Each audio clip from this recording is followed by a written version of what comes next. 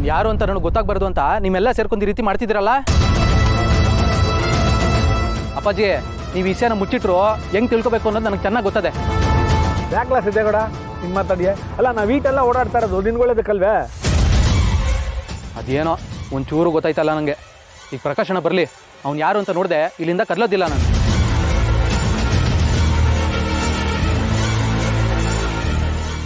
ಏನು ಅಪ್ಪ ಮಕ್ಕಳೆಲ್ಲ ಒಟ್ಟಿಗೆ ಸೇರಿಬಿಟ್ಟಿದ್ದೀರಾ? ಏನೂ ಇಲ್ಲ ಕಣಮೆ, ಎಲ್ಲ ಒಟ್ಟಿಗೆ ಸೇರಿ ತುಂಬ ದಿನ ಆಗಿತ್ತಲ್ಲ, ಇವತ್ತು ಸೇರಿದ್ವಲ್ಲ, ಹಂಗೆ ಕಷ್ಟ ಸುಖ ಮಾತಾಡೋಣ ಅಂತ ಮಾತಾಡ್ತಿದ್ದೀವಿ. ಅಮ್ಮರೇ ನಮಸ್ಕಾರ, ಚೆನ್ನಾಗಿದ್ದೀರಾ? ನಮಸ್ಕಾರಪ್ಪ, ಚೆನ್ನಾಗಿದ್ದೀನಿ. ಏನು ಇದ್ದಕ್ಕಿದ್ದಂಗೆ ಈ ಕಡೆ ಬಂದಿದ್ದೀರಾ? ಅದು ದಣಿಗಳ ಹತ್ರ ಒಂದು ಸ್ವಲ್ಪ ಮಾತಾಡೋದಿತ್ತು, ಒಂಚೂರು ಕೆಲಸ ಆಗಬೇಕಾಗಿತ್ತು, ಅದಕ್ಕೆ ಬಂದೆ ಅವ. ದಣಿಗಳೇ, ಬಂದಿದ್ದ ಕೆಲಸ ಆಯ್ತಲ್ಲ, ನಾನು ಇನ್ನು ಹೊರಡ್ಲಾ? ಏಯ್ ಪ್ರಕಾಶ, ಬರ್ಲಾ ನೀನು? ಆ ಪಾರ್ಟಿ ಆಫೀಸಲ್ಲಿ ಏನೋ ಕೆಲಸ ಹೇಳಿದ್ನಲ್ಲ, ಅದೆಲ್ಲ ಮುಗಿತ ನೋಡಿ ನಡ್ಲಾ. ಸರಿ ಕೊಡ್ರಿ, ಅವ ಬರ್ತೀನಿ. ಸಿದ್ದೇಗೌಡ್ರೆ ಬರ್ತೀನಿ, ಬರೀ ಕೊಡ್ರೆ. ಆಯ್ತು ಪ್ರಕಾಶ. ಅಲ್ಲ ಅಪ್ಪಾಜಿ, ಲೇ ಸಿದ್ದೇಗೌಡ, ಅವ್ನು ಪಾರ್ಟಿ ಆಫೀಸಲ್ಲಿ ಏನೋ ಕೆಲಸ ಹೇಳಿದ್ದೆ ಕಣ್ಲ, ಅದು ನೋಡ್ಕೊತಂತೆ, ಸುಮ್ಕಿರ್ಲಾ ನೀನು? ಸಿದ್ದು, ನೀನು ಬರೀ ಓಡಾಡ್ಕೊಂಡಿದ್ರಿ ಏನು? ನೀನು ರಾಜಕೀಯದ ಕಡೆ ಗಮನ ಕೊಡಬಾರ್ದಾ? ಅದನ್ನೆಲ್ಲ ನೋಡ್ಕೊಳಕ್ ನಾನು ಇಲ್ವೇನವ? ಅವನು ಸಂಸಾರದ ಕಡೆ ಗಮನ ಕೊಡ್ಲಿ ಬಿಡವ. ಕಣಮೆ, ಈಗೆಲ್ಲ ಸರಿಯಾಗದಲ್ವೇ? ಓಡಾಡ್ಕೊಂಡು ಇರ್ಲಿ ಬಿಡು, ಹೊಸ ಮದುವೆ ಗಂಡು. ಏನ್ರಿ, ಏನು ಮಾತಾಡ್ತಿದ್ದೀರಾ? ನೀವು ಮುಂದಿನ ರಾಜಕೀಯದ ವಾರಸ್ದಾರ ಅಲ್ವಾ ಅವನು? ಜನರನ್ನ ಕಷ್ಟ ಸುಖ ಎಲ್ಲ ವಿಚಾರಿಸ್ಕೋಬೇಕಲ್ವಾ? ಅದನ್ನು ಬಿಟ್ಟು ಯಾವಾಗಲೂ ಹೆಂಡತಿ ಸರಿಗಿಡ್ಕೊಂಡು ಓಡಾಡ್ತಾ ಇದ್ರೆ ಏನು ಚೆನ್ನಾಗಿರುತ್ತೆ ಹೇಳಿ? ಹೌದಲ್ಲ ಬರ್ಗೌಡ? ಹೌದಲ್ಲ? ಅಯ್ಯೋ ಅಯ್ಯೋ, ನೋಡಿ, ನಾನು ಏನಾದರೂ ಮಾತಾಡಿದ್ರೆ ಮೂಗಿನ ತುದಿಲೇ ಇರುತ್ತೆ ಕೋಪ. ಓ, ಇನ್ನೇನವ ಮತ್ತೆ? ಬ್ಯಾಡದೇ ಇರೋದೆಲ್ಲ ಕೇಳಿದ್ರೆ ಯಾರಿಗೆ ತಾನೇ ಕೋಪ ಬರೋಕ್ಕಿಲ್ಲ? ಅಲ್ಲ, ಅವನು ಅವನ ಹೆಂಡತಿ ಜೊತೆ ಓಡಾಡಿದ್ರೆ ನೀನ್ ಯಾಕೆ ಹಿಂಗಾಡಿಯೇ? ಏನಂತ ಮಾತಾಡ್ತಾ ಇದೆಯೋ? ಅವನು ಅವಳು ಗಂಡ ಆಗಕ್ಕೆ ಮುಂಚೆ ನನಗೆ ಮಗ.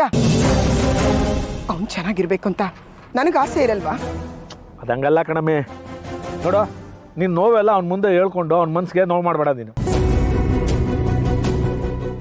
ಓಡಾಡೋ ವಯಸ್ಸು ಓಡಾಡ್ಕೊಂಡಿರ್ತಾನೆ, ಹೊಸ್ದಾಗಿ ಮದುವೆ ಆಗೋನೆ, ಗಂಡು ಹಣ್ಣು ಓಡಾಡ್ಕೊಂಡಿರ್ಲಿ ಬಿಡು. ನಿನ್ಗೆ ಏನಾದ್ರೆ ಏನು ತೊಂದರೆ? ನಾನೆಲ್ಲ ನೋಡ್ಕೊತೀನಿ, ನೀನು ಸುಮ್ಕೆ ಇರು.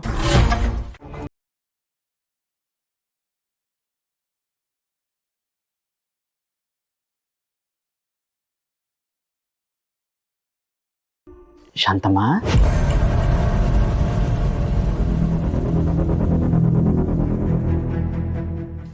ಶಾಂತಮ್ಮ,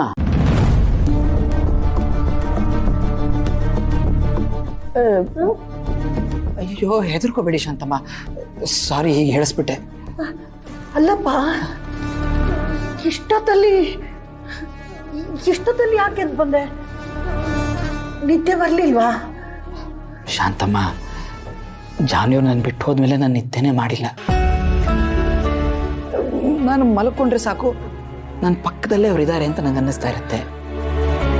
ನಾನು ಕಣ್ಣು ಮುಚ್ಕೊಂಡ್ರೆ ಸಾಕು ಶಾಂತಮ್ಮ, ಹೇಳ್ರಿ, ನನ್ನ ಜೊತೆ ಮಾತಾಡ್ರಿ ಅಂತ ನನ್ನನ್ನೇ ಕೇಳ್ತಾ ಇದ್ದಾರೆ ಅಂತ ಅನ್ಸುತ್ತೆ. ಜಯಂತು, ನೀನು ಏನೇನೋ ಯೋಚನೆ ಮಾಡಿ ಮಲಗ್ತೀಯಲ್ಲ, ಅದಕ್ಕೆ ಹೀಗೆಲ್ಲ ಆಗೋದು. ಹೋಗು, ದೇವ್ರನ್ನ ನೆನೆಸ್ಕೊಂಡು ಮಲ್ಕೊ, ನಿದ್ದೆ ಬರುತ್ತೆ. ಹೋಗು. ಇಲ್ಲ ಶಾಂತಮ್ಮ, ಈಗ ನಮ್ಮ ಅತ್ತೆ ಮನೆಗೆ ಹೋಗ್ಬೇಕಲ್ವಾ? ನಿಮ್ಮ ಅತ್ತೆ ಮನೆಗ?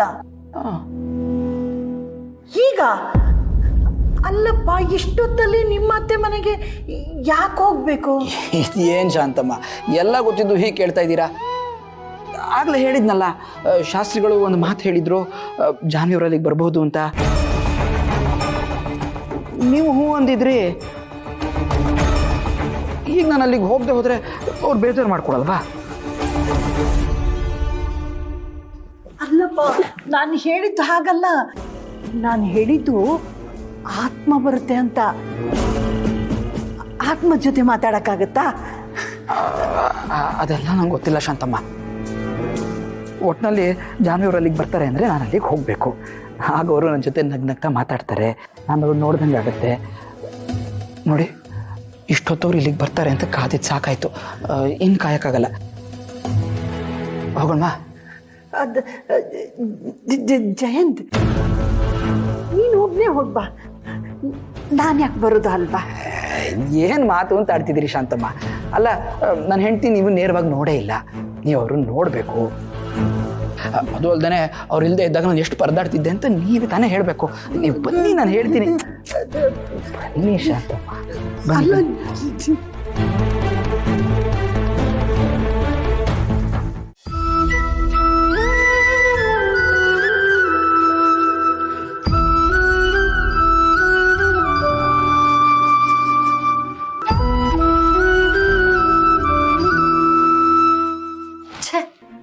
ಸ್ವಲ್ಪ ದಿನ ಮಾತ್ರ ನೆಮ್ಮದಿಯಾಗಿದ್ವಿ, ಈಗ ಅದೇ ನರ್ಕ. ಏನಾಯ್ತು ಬೇಬಿ?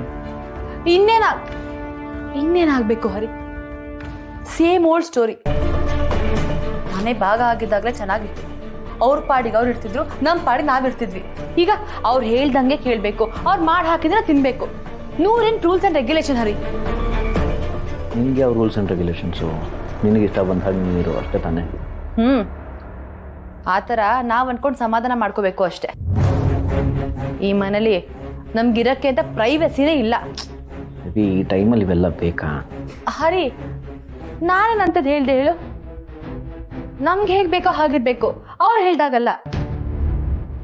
ಇದೇ ಪ್ರಾಬ್ಲಮ್ ಹೇಳಿದ್ದು. ನಾವು ಬೇರೆ ಮನೆಗೆ ಚೆನ್ನಾಗಿ ತೀರ್ಕೊಂಡಿದ್ದಾಳೆ. ಮನೆಯವ್ರಿಗೆಲ್ಲ ಇಷ್ಟು ನೋವಾಗಿದೆ. ಈ ಟೈಮಲ್ಲಿ ನಾವು ಬೇರೆ ಮನೆ ಮಾಡ್ಕೊತೀವಿ ಅಂದರೆ ಏನು ಚೆನ್ನಾಗಿರುತ್ತೆ ನೋಡು. ಇದೆಲ್ಲ ಆಗಲಿ, ಆಮೇಲೆ ನೋಡೋಣ.